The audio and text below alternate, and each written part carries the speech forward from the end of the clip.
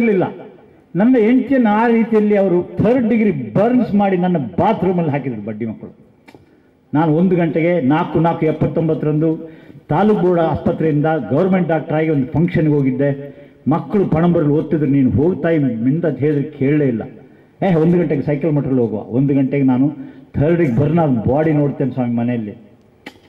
ಇವತ್ತಿಗೂ ಹೊಟ್ಟೆ ಉರಿಯುತ್ತೆ. 3 ತಿಂಗಳು ನಾನೇ ಕೊಂದೆ ಅಂತ ಹಂಟು ಮಾಡಿದ ಸಹ ಒಬ್ಬ ರಮೇಶ್ ಅಂತ SP ಬಂದ.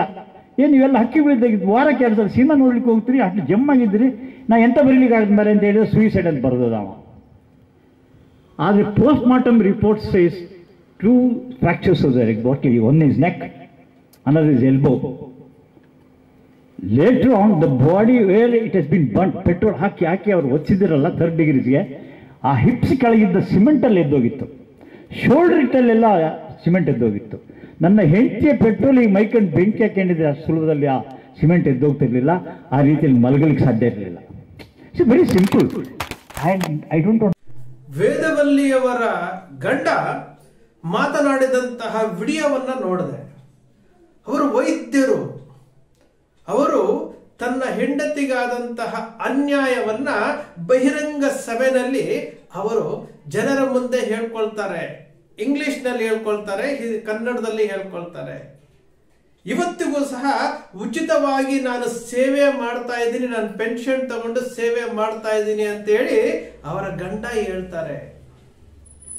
ಅವರು ನೇರವಾಗಿ ಆರೋಪ ಮಾಡ್ತಾರೆ, ನನ್ನ ಹೆಂಡತಿಯನ್ನ ಬರ್ಬರವಾಗಿ ಕೊಂದು ಹಾಕಿದ್ರು, ನನ್ನ ಹೆಂಡತಿಗೆ ಮಾನಸಿಕವಾಗಿ ಹಿಂಸೆ ಕೊಟ್ರು, ನನ್ನ ಹೆಂಡತಿ ಕಾನೂನು ಪ್ರಕಾರವಾಗಿ ಹೋರಾಟ ಮಾಡಿದ್ರು ಸಹ ನನ್ನ ಹೆಂಡತಿಗೆ ಬೆದರಿಸಿದ್ರು, ನಮ್ಮ ಮನೆಯ ಮೇಲೆ ಕಲ್ಲುಗಳನ್ನ ತೋರಿದ್ರು, ಬೆದರಿಕೆ ಹಾಕಿದ್ರು, ಎಲ್ಲವನ್ನೂ ಅವರು ಬಹಿರಂಗ ಸಭೆಯಲ್ಲಿ ಹೇಳ್ತಾರೆ. ಆ ವಿಡಿಯೋವನ್ನ ನೋಡಿದಾಗ ನಮ್ಗೆ ಅನ್ಸಿದ್ದು 70ರ ದಶಕದಿಂದಲೂ ಸಹ ಈ ಭಾಗದಲ್ಲಿ ಒಂಥರ ಧೋರಣೆಗಳು ನಡೀತಾ ಇದೆ. ಅಮಾಯಕರ ಮೇಲೆ ಈ ದೌರ್ಜನ್ಯಗಳು ನಡೀತಾ ಇದೆ, ಬೆದರಿಕೆಗಳು ಆಗ್ತಾ ಇದೆ ಅಂತ ಹೇಳೋದಕ್ಕೆ ಒಂದು ಜೀವಂತ ಸಾಕ್ಷಿ ವೇದವಲ್ಲಿಯವರ ಗಂಡ, ಅವರ ಈ ಪತಿ ಬಹಿರಂಗ ಸಭೆಯಲ್ಲಿ ಹೇಳಿರುವಂತ ಆ ಒಂದು ವಿಡಿಯೋದ ಮೂಲಕ, ಆ ಒಂದು ಮಾತುಗಳ ಮೂಲಕ ನಾವು ತಿಳ್ಕೊಳ್ಬೇಕಾಗಿದೆ. ಯಾಕೆ 70ರ ದಶಕದಿಂದಲೂ ಸಹ 2023ರವರೆಗೂ ಸಹ ಇವತ್ತಿಗೂ ಸಹ ಜೀವ ಇಲ್ಲದೆ ಜೀವಂತ ಶವಗಳಾಗಿ ನಾವು ಜೀವನ ಮಾಡ್ತಾ ಇದ್ದೀವಿ ಅಂತಂದ್ರೆ, ಧ್ವನಿ ಇಲ್ಲದಂತಹ ಜೀವಂತ ಶವಗಳಾಗಿ ನಾವು ಜೀವನ ಮಾಡ್ತಾ ಇದ್ದೀವಿ ಅಂತಂದ್ರೆ, ಅನ್ಯಾಯಗಳನ್ನು ಎದುರಿಸಲಾಗದೆ ನಾವು ಜೀವಂತ ಶವಗಳಾಗಿ ಜೀವನ ಮಾಡ್ತಾ ಇದ್ದೀವಿ ಅಂತಂದ್ರೆ ನಮಗೆ ನಾವೇ ಪ್ರಶ್ನೆ ಮಾಡ್ಕೊಳ್ಬೇಕು. ವ್ಯವಸ್ಥೆಯ ವಿರುದ್ಧ ಇಲ್ಲಿ ರಾಜಕೀಯ ಕ್ಷೇತ್ರದಲ್ಲಿ ರಾಜಕಾರಣಿಗಳು ಅವರು ಜನರನ್ನ ಬಳಸಿಕೊಂಡು ಅವರು ಬೆಳೀತಾ ಇದ್ದಾರೆ. ಭ್ರಷ್ಟಾಚಾರ ಮಿತಿ ಮೀರ್ತಾ ಇದೆ, ವ್ಯವಸ್ಥೆ ಅವ್ಯವಸ್ಥೆಯಡೆಗೆ ಸಾಗ್ತಾ ಇದೆ. ನಾವು ಪ್ರಶ್ನೆನೇ ಮಾಡೋದಿಲ್ಲ. ಮತದಾರರಿಗೆ ಹಣವನ್ನ ಕೊಟ್ಟು ಮತದಾರರನ್ನ ಖರೀದಿ ಮಾಡ್ತಾ ಇದ್ದಾರೆ, ನಾವು ಪ್ರಶ್ನೆನೇ ಮಾಡೋದಿಲ್ಲ. ದೇಶದ ಸಾಲ ಲಕ್ಷ ಕೋಟಿಗಳ ಗಟ್ಟಲೆ ಹೆಚ್ಚಾಗ್ತಾ ಇದೆ, ನಾವು ಪ್ರಶ್ನೆನೇ ಮಾಡೋದಿಲ್ಲ. ಹೋಗ್ಲಿ, ಸ್ಥಳೀಯವಾಗಿ ಇಂತಹ ಪ್ರಕರಣಗಳು ನಡೀತಾ ಇದ್ದಾವೆ, ಇಂತಹ ಕೊಲೆಗಳ ಆಪಾದನೆಗಳು ಬರ್ತಾ ಇದ್ದಾವೆ. ವೇದವಲ್ಲಿಯಿಂದ ಹಿಡಿದು, ಪದ್ಮಲತಾಯಿಂದ ಹಿಡಿದು, ಯಮುನಾ ನಾರಾಯಣರಿಂದ ಹಿಡಿದು, ಸೌಜನ್ಯದಿಂದ ಹಿಡಿದು ನಮಗೆ ಕಣ್ಣಿಗೆ ಕಾಣುತ್ತಿರುವಂತದ್ದು, ಒಬ್ಬ ವಿದ್ಯಾರ್ಥಿಯನ್ನ ಗರ್ಭಿಣಿ ಮಾಡಿರೋದ್ರಿಂದ ಹಿಡಿದು ಪ್ರತಿಯೊಂದು ನಮ್ಮ ಕಣ್ಣಿಗೆ ಕಾಣ್ತಾ ಇದ್ರು ಸಹ 70ರ ದಶಕದಿಂದ ಹಿಡಿದು ಇವತ್ತಿನವರೆಗೂ ಸರಿಸುಮಾರು 50 ವರ್ಷಗಳ ಕಾಲವೂ ಸಹ ಇದೇ ನಡ್ಕೊಳ್ತಾ ಬರ್ತಾ ಇದೆ ಅಂತಂದ್ರೆ ಈ ದೌರ್ಜನ್ಯಗಳನ್ನ ಪ್ರಶ್ನಿಸುವಂತಹ, ಕೇಳುವಂತಹ ಶಕ್ತಿಯನ್ನು ನಾವು ಕಳ್ಕೊಂಡಿದ್ದೀವಿ. ಇವತ್ತು ಸೋಷಿಯಲ್ ಮೀಡಿಯಾ ಇದೆ. ಗಿರೀಶ್ ಮಟ್ಟಣ್ಣನಂತವರು, ಮಹೇಶ್ ಶೆಟ್ಟಿ ತಿಮ್ರೋಡಿ ಅಂತವರು ಇವರು ಮುನ್ನೆಲೆಗೆ ಬಂದು ದಾಖಲೆಗಳನ್ನ ಜನರ ಮುಂದೆ ತೋರಿಸ್ತಾ ಇದ್ದಾರೆ ಅನ್ನೋ ಕಾರಣಕ್ಕೋಸ್ಕರವಾಗಿ ಜನರಿಗೆ ಗೊತ್ತಾಗ್ತಾ ಇದೆ. ಸೋಷಿಯಲ್ ಮೀಡಿಯಾ ಇಲ್ದ ಹೋಗಿದ್ರೆ ಈ ಕೇಸುಗಳು ಸಹ ಮುಚ್ಚೋಗ್ತಾ ಇತ್ತು. ಇದು ಆತಂಕದ ವಿಚಾರ, ಇದು ನೋವಿನ ವಿಚಾರ. ಅಂತಹ ಕ್ಷೇತ್ರದಲ್ಲಿ ಯಾರು ಈ ನ್ಯಾಯವನ್ನ ನಮಗೆ ಅನ್ಯಾಯ ಆಗಿದೆ, ನ್ಯಾಯ ಕೊಡಿಸಿ ಅಂತ ಬರುವಂತಹ ಕ್ಷೇತ್ರಗಳಲ್ಲಿ ಈ ರೀತಿಯಾದಂತಹ ಅನ್ಯಾಯ ಆಗುತ್ತೆ. ವೇದವಲ್ಲಿಯವರ ಗಂಡ ನೇರವಾಗಿ ಆಪಾದನೆ ಮಾಡ್ತಾರೆ, ಇವತ್ತಿಗೂ ಆಪಾದನೆ ಮಾಡ್ತಾರೆ ಅಂತಂದ್ರೆ ನಾವು ತಿಳ್ಕೊಳ್ಬೇಕಾಗಿರೋದು ಸತ್ಯ ಏನಪ್ಪಾ ಅಂದ್ರೆ ಅಲ್ಲಿ ಏನೋ ನಡೀತಾ ಇದೆ. 50 ವರ್ಷಗಳಿಂದಲೂ ಸಹ ನಡೀತಾ ಇದೆ. 50 ವರ್ಷಗಳಿಂದ ಒಬ್ಬ ಸೋಮನಾಥ ನಾಯಕ ಎಂಬ ವ್ಯಕ್ತಿ, ಒಬ್ಬ ವಯೋವೃದ್ಧ ದಾಖಲೆಗಳನ್ನು ಇಟ್ಕೊಂಡು ನ್ಯಾಯ ಕೊಡಿ, ನ್ಯಾಯ ಕೊಡಿ, ನ್ಯಾಯ ಕೊಡಿ ಅಂತ ಕೇಳ್ತಿದ್ರು ಸಹ ಅವರಿಗೆ ನ್ಯಾಯ ಕೊಡುವಂತವರು ಯಾರೂ ಇಲ್ಲ. ಅವರು ನ್ಯಾಯಕ್ಕೋಸ್ಕರಾಗಿ ಪ್ರತಿನಿತ್ಯವೂ ಸಹ ಈ ವಯಸ್ಸಿನಲ್ಲಿ ನ್ಯಾಯ ಕೇಳ್ತಾ ಇದ್ದಾರೆ ಅಂತಂದ್ರೆ ನಾವು ಅದನ್ನ ಅವರು ಏನು ಹೇಳ್ತಾ ಇದ್ದಾರೆ, ಅವರು ಆರೋಪ ಮಾಡ್ತಾ ಇರುವುದು ಸರಿನಾ ತಪ್ಪ ಅಥವಾ ಸುಳ್ಳು ಆರೋಪ ಮಾಡ್ತಾ ಇದ್ದಾರಾ, ಅದರ ಬಗ್ಗೆ ಪ್ರಶ್ನೆ ಅದರ ಬಗ್ಗೆ ಕೂಲಂಕುಷವಾಗಿ ವಿಚಾರ ಮಾಡುವಂತಹ ಮನಸ್ಸುಗಳು ಆ ಭಾಗದಲ್ಲಿ ನಮಗೆ ಕಾಣ್ತಾ ಇಲ್ಲ.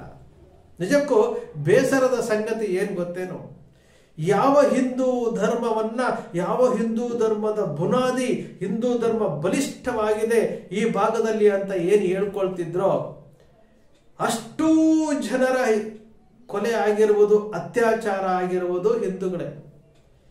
ಸೋಮನಾಥ ನಾಯಕ್ ಆರೋಪ ಮಾಡ್ತಿರುವವರು ಸಹ ಹಿಂದೂನೇ, ಅವರ ಬಳಗದವರೆಲ್ಲರೂ ಸಹ ಹಿಂದೂಗಳೇ.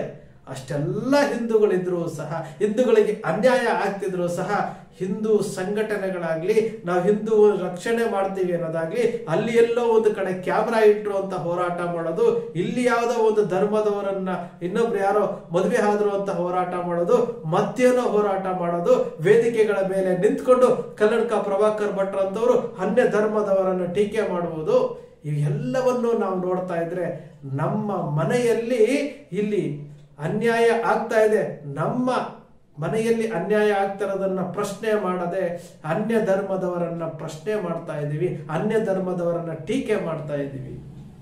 ಇದು ಇಲ್ಲಿನ ವ್ಯವಸ್ಥೆಗೆ ಹಿಡಿದಂತಹ ಕೈಗನ್ನಡಿ. ಏನೋ ನಡೀತಾ ಇದೆ ಇಲ್ಲಿ, ಜಮೀನ್ದಾರಿಕೆ, ದಬ್ಬಾಳಿಕೆ, ಈ ಎಲ್ಲವೂ ಸಹ ಈ ಆಕ್ರೋಶಗಳು ಜನರ ಮನಸ್ಸಿನಲ್ಲಿದ್ದರೂ ಸಹ ನಿಸ್ಸಹಾಯಕರಾಗಿ, ನಾನು ಆಗ್ಲೇ ಹೇಳಿದೆ ಆ ಪದವನ್ನ, ಜೀವಂತ ಶವಗಳಾಗಿ ಬದುಕ್ತಾ ಇದೀವಿ ಅಂತಂದ್ರೆ ಉಸಿರಿಲ್ಲದಂತಹ ಜೀವನ ಮಾಡ್ತಾ ಇದೀವಿ, ಧ್ವನಿ ಇಲ್ಲದಂತಹ ಜೀವನ ಮಾಡ್ತಾ ಇದ್ದೀವಿ. ಎಲ್ಲೋ ಇಂದ ಬಂದಂತಹ ಗಿರೀಶ್ ಮಟ್ಟಣ್ಣನವರು ಆ ಭಾಗದಲ್ಲಿ ಜನಜಾಗೃತಿ ಮೂಡಿಸ್ತಾ ಇದ್ದಾರೆ. ಅವರು ವೈಯಕ್ತಿಕ ವಿಚಾರಗಳಿಗೆ ಹೇಳ್ತಾ ಇಲ್ಲ, ಇಲ್ಲಿ ನಡೀತಿರುವಂತಹ ಅನ್ಯಾಯಗಳನ್ನ ಸರಿ ಮಾಡಬೇಕು. 50 ವರ್ಷಗಳಿಂದ ನಡೀತಾ ಇರುವಂತಹ ಕೃತ್ಯಗಳು ಇವೆಲ್ಲ ಬೆಳಕಿಗೆ ಬರಬೇಕು. ಯಾರೇ ತಪ್ಪು ಮಾಡಿರ್ಲಿ, ದೇವರ ಹೆಸರಿನಲ್ಲಿ ಯಾರೇ ತಪ್ಪು ಮಾಡಿರಲಿ, ಹೊರಗಡೆ ಬರಬೇಕನ್ನೋ ಒಂದು ಕಾರಣಕ್ಕೋಸ್ಕರಾಗಿ ಹೋರಾಟ ಮಾಡ್ತಾ ಇದ್ದಾರೆ, ಧ್ವನಿ ಆಗ್ತಾ ಇದ್ದಾರೆ. ಆದರೆ ಸ್ಥಳೀಯವಾಗಿರುವಂತವರಿಗೆ ಇಲ್ಲಿ ಏನ್ ಆಗ್ತಾ ಇದೆ, ನಾವು ಏನ್ ಮಾಡಬೇಕು ಅನ್ನೋದ್ರ ಬಗ್ಗೆ ಯೋಚನೆ ಮಾಡ್ತಾ ಇಲ್ಲ ಅಂತ ಅನ್ನಿಸ್ತಾ ಇದೆ. ಈಗಾಗಲೇ ಈ ಪ್ರಕರಣ ಹೊರಗಡೆ ಬಂದು ಜೂನ್ ತಿಂಗಳು, ಬಹುಶಃ 5-6 ತಿಂಗಳಾಗ್ತಾ ಇದೆ. ಜೂನ್ ನಲ್ಲಿ ಹೊರಗಡೆ ಬಂದಿರುವಂತದ್ದು ಕೋರ್ಟ್ ನಲ್ಲಿ. ಇಷ್ಟು ಹೊತ್ತಿಗೆ ಇದೊಂದು ತನಿಖೆಗೆ ಆದೇಶ ಆಗಬೇಕಾಗಿತ್ತು. ಆದರೆ ಅಲ್ಲಿನ ಜನಪ್ರತಿನಿಧಿಗಳನ್ನ ಪ್ರಶ್ನಿಸುವಂತಹ ಶಕ್ತಿಯೂ ಕಳ್ಕೊಂಡಿದ್ದಾರೆ. ಸ್ಥಳೀಯವಾದಂತಹ MLAಗಳನ್ನ ಪ್ರಶ್ನಿಸುವಂತಹ ಶಕ್ತಿಯನ್ನ ಕಳ್ಕೊಂಡಿದ್ದಾರೆ. ಸಂಸದರನ್ನ ಪ್ರಶ್ನಿಸುವಂತಹ ಶಕ್ತಿಯನ್ನ ಕಳ್ಕೊಂಡಿದ್ದಾರೆ.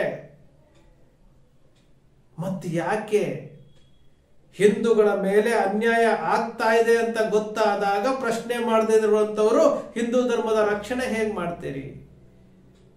50 ವರ್ಷಗಳಿಂದ ನಡೀತಾ ಇರುವಂತಹ ದೌರ್ಜನ್ಯ, ಈ ಆಕ್ರಮಣಗಳನ್ನ ಮನಸ್ಸಿನಲ್ಲಿ ಒದಗಿಸಿಕೊಟ್ಕೊಂಡು ಯಾಕೆ ಈ ರೀತಿಯಾದಂತಹ ಜೀವನ ಮಾಡ್ತಾ ಇದ್ದಾರೋ ನಮಗಂತೂ ಗೊತ್ತಾಗ್ತಾ ಇಲ್ಲ. ಹೊರಗಡೆ ಬರಬೇಕು, ನಿರಂತರವಾಗಿ ಜನಜಾಗೃತಿ ಸಭೆಗಳನ್ನ ಮಾಡಿಕೊಂಡು ದಾಖಲೆಗಳನ್ನ ಬಿಡುಗಡೆ ಮಾಡಿಕೊಂಡು ದಾಖಲೆಗಳನ್ನ ತೋರಿಸಿ ಸೌಜನ್ಯದ ಅತ್ಯಾಚಾರದ ಪ್ರಕರಣವನ್ನ ಮರುಸೃಷ್ಟಿ ಮಾಡಿ ವಿಡಿಯೋ ಮಾಡಿ ತೋರಿಸ್ತಾ ಇದ್ರು ಸಹ ಇಲ್ಲಿನ ಜನರಿಗೆ ಯಾಕೆ ಅರ್ಥ ಆಗ್ತಾ ಇಲ್ಲ? ಯಾರು ದೊಡ್ಡವರಲ್ಲ. ಇಲ್ಲಿ ಬೇಕಾಗಿರುವುದು ಸತ್ಯ, ನ್ಯಾಯ, ನೀತಿ, ಧರ್ಮ ಅಷ್ಟೇ. ಕಣ್ಣು ಮುಂದೆ ಸತ್ಯ ನಡೀತಾ ಇದೆ. ಸೋಷಿಯಲ್ ಮೀಡಿಯಾ ಇಲ್ಲದೆ ಹೋಗಿದ್ರೆ ಇದು ಮುಚ್ಚೋಗ್ತಿತ್ತು. ನಾನು ಮತ್ತೊಮ್ಮೆ ಹೇಳ್ತಾ ಇದ್ದೀನಿ, ಯಾವುದೇ ಒಂದು ತಪ್ಪು, ಸಣ್ಣ ತಪ್ಪಾದ್ರೂ ತಪ್ಪೇ ಅದು. ಯಾರೇ ತಪ್ಪು ಮಾಡಿದ್ರು ಅದಕ್ಕೆ ತಪ್ಪು ನಾವು ಪ್ರಶ್ನೆ ಮಾಡಬೇಕಾಗುತ್ತೆ. ಬಹಳ ಬೇಸರ ಆಗುತ್ತೆ. ವೇದವಲ್ಲಿಯವರ ಪತಿ ಮಾತನಾಡಿದಂತ ವಿಚಾರಗಳನ್ನ ಕೇಳಿದಾಗ ಬಹಳ ಬೇಸರ ಆಗುತ್ತೆ. ಮುಖ್ಯವಾಗಿ ಆ ಭಾಗದಲ್ಲಿ ನಾವು ಬಹಳ ನಿರೀಕ್ಷೆಗಳನ್ನ ಇಟ್ಕೊಂಡಿರ್ತೀವಿ. ಒಂದು ಭಾಗ ಅಂತಂದ್ರೆ ಬಹಳ ನಿರೀಕ್ಷೆಗಳನ್ನ ಇಟ್ಕೊಂಡಿರ್ತೀವಿ. ಈ ಹೋರಾಟಗಳು, ಈ ಜನಜಾಗೃತಿ ಸಭೆಗಳಿಗೆ ನ್ಯಾಯ ಸಿಗಬೇಕು ಅಂತಂದ್ರೆ ಸ್ಥಳೀಯವಾಗಿ ಶಾಸಕರುಗಳನ್ನ, ಸಂಸದರುಗಳನ್ನ, ವಿಧಾನ ಪರಿಷತ್ ಸದಸ್ಯರುಗಳನ್ನ, ರಾಜ್ಯಸಭಾ ಸದಸ್ಯರುಗಳನ್ನ ಪ್ರಶ್ನೆ ಮಾಡಬೇಕು. ಕೂರಿಸಿ ಪ್ರಶ್ನೆ ಮಾಡಿ, ಇದಕ್ಕೆ ಉತ್ತರ ಏನು ಅಂತ ಕೇಳಿ. ಇದು ಮಾಡಬೇಕಾಗಿರುವಂತಹ ಕೆಲಸ. ಸ್ನೇಹಿತರೆ, ನಮ್ಮ ಮನಸ್ಸಿಗೆ ಅನಿಸಿದಂತಹ ವಾಸ್ತವದ ಸತ್ಯಗಳನ್ನ ವಿಶ್ಲೇಷಣೆ ಮಾಡುತ್ತೆ ನಿಮ್ಮ ಅಕ್ಷರ ಮೀಡಿಯಾ. ನಿಮ್ಮ ಅಕ್ಷರ ಮೀಡಿಯಾದ ವಿಶ್ಲೇಷಣೆ ನಿಮ್ಗೆ ಇಷ್ಟ ಆಯ್ತು ಅಂದ್ರೆ ಪ್ರೋತ್ಸಾಹ ನೀಡಿ.